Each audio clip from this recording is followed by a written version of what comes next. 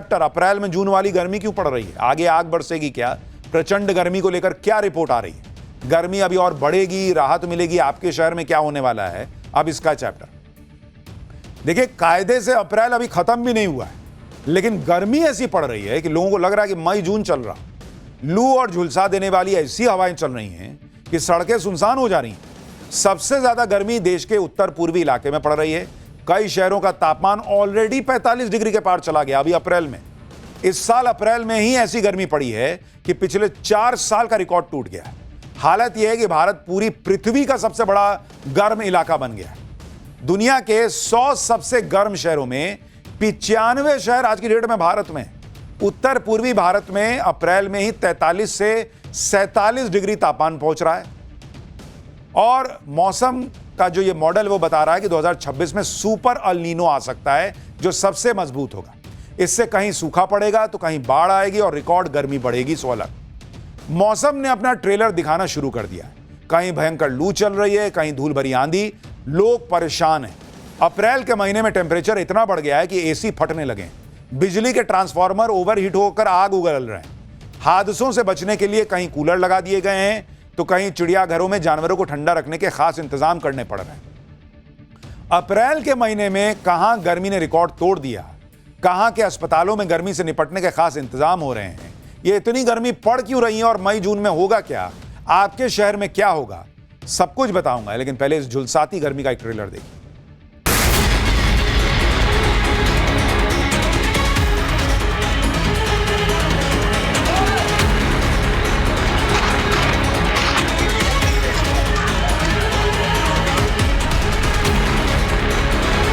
शरबत पी रहे हैं, नींबू पानी पी रहे हैं, यही सब लिक्विड चीजें ले रहे हैं।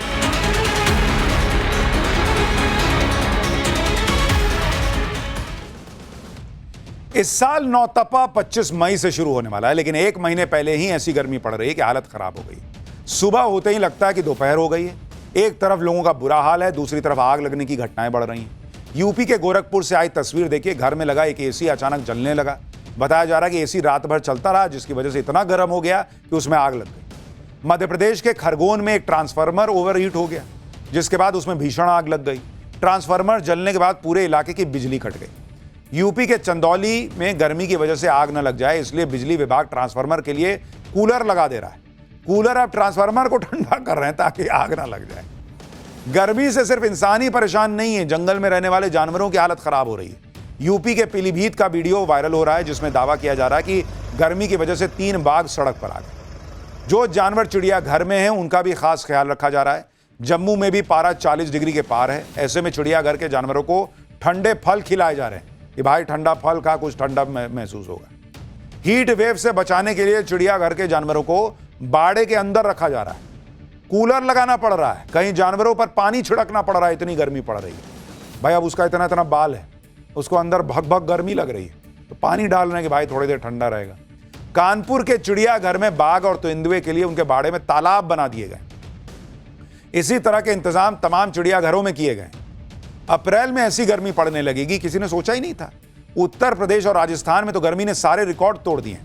यूपी का बांदा जिला दुनिया का सबसे गर्म शहर रहा है। यूपी का बांदा का तापमान 47.6 डिग्री सेल्सियस दर्ज हुआ। यह अप्रैल महीने में बांदा का 75 साल का नया रिकॉर्ड है। बांदा में 25 अप्रैल को भी तापमान 47.4 डिग्री सेल्सियस दर्ज किया गया था। इसके अलावा राजस्थान के जैसलमेर में 46.4 डिग्री सेल्सियस तापमान, खजुराहो में 46 डिग्री, जो पिछले 10 साल में सबसे ज्यादा गर्म है। बाड़मेर में 46 डिग्री, वर्धा में 46.5 डिग्री, अमरावती में 46.6 डिग्री, अकोला में 46.3 डिग्री सेल्सियस तापमान हो गया। मतलब 46-47 तो लग रहा है कॉमन है, हर जगह 45-46 अप्रैल में चल रहा है। भाई गर्मी से पूरा भारत लाल हुआ पड़ा है। अब तो AQI.in और एल्डोराडो वेदर ने जो रिपोर्ट दी है वो भी चौंकाने वाली है। रियल टाइम मौसम ट्रैकिंग डेटा के आधार पर यह बताया गया है कि दुनिया के 100 सबसे गर्म शहरों में 95% भारत में, जो देश को भीषण गर्मी का एपिसेंटर बना रहे हैं। देख रहे हैं कैसा लाल हो रखा है। दिल्ली में लोगों को गर्मी से निजात देने के लिए खास इंतजाम किए जा रहे हैं। बसों में ठंडा पानी रखा जाएगा, बस स्टॉप पर मुफ्त ठंडा पानी और ORS मिलेगा। कंस्ट्रक्शन साइट पर दोपहर 1 बजे से 4 बजे के बीच मजदूर काम नहीं करेंगे। वहीं पूरे देश में हीट वेव के चलते अस्पतालों को अलर्ट मोड पर रखा गया है। सरकारी अस्पतालों में हीट स्ट्रोक मैनेजमेंट यूनिट शुरू किया गया है। दिल्ली के राम मनोहर लोहिया अस्पताल में खास इंतजाम किए गए। यहां एक पूरा वार्ड ही हीट स्ट्रोक के मरीजों के लिए बनाया गया है। इस वार्ड में बाथ टब भी रखा गया है। ऐसी लू चल रही है कि लोग गर्मी से बचने के लिए तरह तरह के उपाय कर रहे हैं। अब केंद्रीय मंत्री ज्योतिरादित्य सिंधिया ने भी लू से बचने का गजब तरीका बता दिया। सुनिए क्या कह रहे हैं। थोड़ा जवान दिखता हूं पर मेरी आत्मा बड़ी बूढ़ी है। पॉकेट में प्याज ले जाओ, कुछ नहीं होने वाला तुमको। और आधुनिक युग में सभी डब्बे लेके घूम रहे हैं। संचार मंत्री प्याज लेके घूम रहे हैं। ये पुरानी चीजें हैं, और जैसे आयुर्वेद अब आगे बढ़ रहा है, वैसे ये चीजों को भी हमें नहीं भूलनी चाहिए। जून के माह में 51 डिग्री भी होगा तो सिर के ऊपर पट्टा लगाओ, पॉकेट में प्याज डालो, भगवान का नाम हरे दादा दादा के पॉकेट में भी प्याज दो। भीषण गर्मी के बीच कई इलाकों में आंधी भी चल रही है। आंधी चलने से लोगों को गर्मी से राहत तो मिल रही है, लेकिन धूल भरी आंधी भी मुसीबत से कम नहीं है। बीकानेर में 100 किलोमीटर प्रति घंटे की रफ्तार से ऐसी धूल भरी आंधी चली कि दिन में ही अंधेरा हो गया। वहीं राजस्थान के टोंक में एक सामूहिक विवाह समारोह के दौरान आंधी आ गई। बवंडर ने सब कुछ तहस नहस कर दिया। हवा इतनी तेज थी कि पूरा पंडाल ही उड़ गया। दूल्हा और दुल्हन जान बचाने के लिए भागते हुए नजर आए। आमतौर पर इतनी भीषण गर्मी मई और जून में आती है, लेकिन इस बार यह बहुत पहले शुरू हो गई। इसके पीछे की जो वजह बताई जा रही है वो डराने वाली है। मौसम वैज्ञानिकों ने कहा है कि ये जो मॉडल है उसके मुताबिक एक बहुत मजबूत अल नीनो बनने वाला है। इसे कुछ एक्सपर्ट सुपर अल नीनो या गॉडजिला अल नीनो कह रहे हैं। विश्व मौसम संगठन ने भी चेतावनी दी है कि मई से जुलाई 2026 तक एक मजबूत अल नीनो शुरू हो सकता है। ब्रिटेन के मौसम वैज्ञानिक मानते हैं कि पिछले एक महीने में ट्रॉपिकल प्रशांत महासागर में तापमान इतनी तेजी से बढ़ रहा है जितना इस सदी में पहले कभी नहीं बढ़ा। अगर ऐसा होता है तो 1877 की तरह भीषण सूखा और 50 डिग्री से ज्यादा तापमान हो जाएगा, जो कि खाद्य संकट और दुनिया की 4% आबादी को प्रभावित कर सकता है। इससे मॉनसून कमजोर होगा, पानी की कमी होगी, कृषि बर्बाद होगी और भयंकर हीट वेव चलेगी। जैसे जैसे गर्मी बढ़ती जा रही है, पानी और जूस की दुकानों पर बिक्री बढ़ रही। डॉक्टर भी यही कह रहे हैं कि गर्मी से बचना है तो खुद को हाइड्रेटेड रखिए। सुनिए लखनऊ के लोग क्या कह रहे हैं। घर से बाहर निकल रहे हैं उनके लिए दिक्कतें ज्यादा हैं। बहुत ज्यादा सर। क्या कर रहे हैं आप लोग बचने के लिए? बचने के लिए यही है, बेल का शरबत वगैरह, और क्या यही सहारा है। और यही सहारा है बस सर। इस तरह के बेल के शरबत की दुकानें भी हैं। पुरानी लखनऊ की ये दुकान है और यहाँ पे देखिए किस तरह से बड़ी संख्या में लोग खड़े हैं। अच्छा, गर्मी में बिक्री बढ़ गई। दिल्ली, एनसीआर और यूपी में गर्मी ने आफत मचा रखी है। अप्रैल में आखिरी हफ्ते में जिस तरह से गर्मी ने प्रचंड रूप दिखाया है, उसके बाद लोग पूछ रहे हैं कि भाई राहत मिलेगी या नहीं। मौसम विभाग का अगले 4 दिनों का अनुमान देखेंगे तो आपको थोड़ा सुकून मिल सकता है। 29 अप्रैल को पूर्वी और पश्चिमी यूपी में अच्छी बारिश होगी कहा गया है। तेज हवा चलेगी, रात के वक्त तापमान में गिरावट आएगी। 30 अप्रैल को पूरे यूपी में बारिश होगी, बिजली गिरने की भी आशंका है। 1 मई को पश्चिमी यूपी में हल्की और पूर्वी यूपी में तेज बारिश होगी। बादलों की गड़गड़ाहट के बीच बिजली गिर सकती है। 2 मई को प्रदेश में कहीं कहीं हल्की बारिश हो सकती है, तेज हवा चलेगी और तापमान में हल्की गिरावट आएगी। तो थोड़ी बहुत राहत 3-4 दिन के लिए मिल सकती है, लेकिन ओवरऑल अभी कहिएगा तो भाई मुसीबत गर्मी वाली बढ़ने वाली। पाठशाला में अब अगला चैप्टर। डी कंपनी को बड़ा झटका। दाऊद इब्राहिम का राइट हैंड कैसे पकड़ा गया, अब दाऊद का नंबर है क्या? मुंबई, दुबई, तुर्की, दाऊद के 5000 करोड़ का ड्रग सिंडिकेट चलाने वाले सलीम डोला की पूरी क्राइम कुंडली अब आपको बताता हूं। दाऊद इब्राहिम का राइट हैंड और उसके ड्रग सिंडिकेट का किंगपिन भारत की पकड़ में। ताहिर सलीम इस्माइल डोला ये पकड़ा गया और उसके बाद अब अगला नंबर दाऊद इब्राहिम का कहा जा रहा है, क्योंकि सलीम डोला अब ऐसे राज उगलने वाला है जिसके बाद पाकिस्तान में छिपे दाऊद के लिए बचना मुश्किल हो सकता है। सलीम डोला की गिरफ्तारी भारत के लिए बड़ी कामयाबी है और आतंकवादी दाऊद इब्राहिम के लिए बड़ी मुश्किल, क्योंकि सलीम डोला डी कंपनी का ड्रग्स आर्मी चीफ था।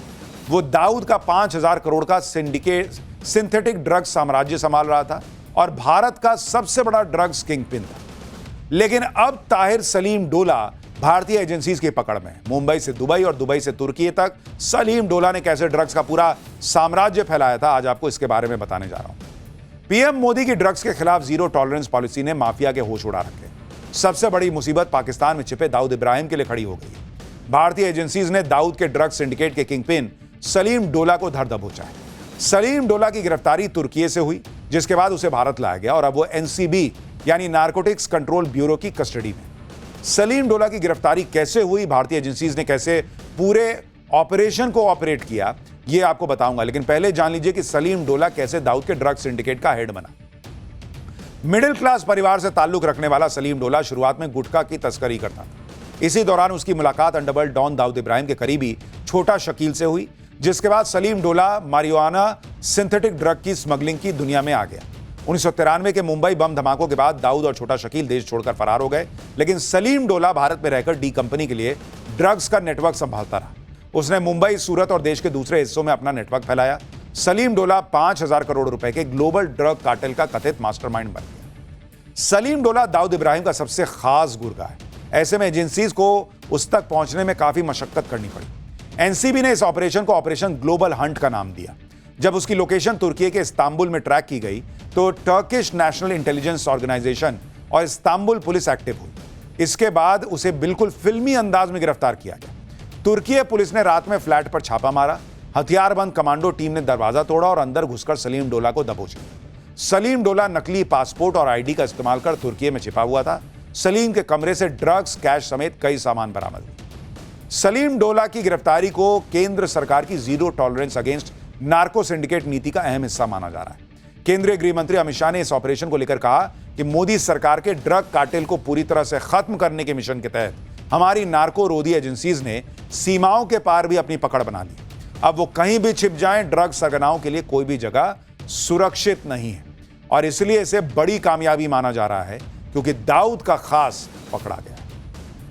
फिलहाल हम एक छोटे से ब्रेक ले रुक रहे हैं। ब्रेक के बाद आपको दिखाऊंगा कि केदारनाथ धाम में भक्तों की भीड़ से कैसे जबरदस्त माहौल बन गया है। 4 धाम यात्रा शुरू हो चुकी है और सबसे ज्यादा भीड़ केदारनाथ धाम में दिख रही है। केदारनाथ धाम में भक्तों के आने का सिलसिला जारी है। 22 अप्रैल को केदारनाथ धाम के कपाट खुले थे। केदारनाथ धाम में पिछले कुछ दिनों से बारिश का माहौल है। बारिश के बाद भी भक्तों का हौसला कम नहीं हो रहा। प्रशासन का कहना है कि कपाट खुलने के बाद 6 दिन के अंदर करीब 2 लाख भक्तों ने बाबा केदारनाथ के दर्शन किए। रिकॉर्ड संख्या में भक्तों के आने की वजह से लंबी लंबी कतारें भी दिख रही हैं, लेकिन प्रशासन ने भक्तों की सुविधा के लिए खास इंतजाम किए हैं। यात्रियों की सुविधा के लिए यात्रा मार्ग पर खास ट्रांजिट कैंप्स लगाए गए हैं। मेडिकल हेल्प के लिए विशेष ओपीडी स्थापित किए गए। तो भक्त भी पूरी श्रद्धा के साथ वहां पहुंच रहे हैं और बाबा के दर्शन कर रहे हैं। आज के लिए पाठशाला में इतना ही।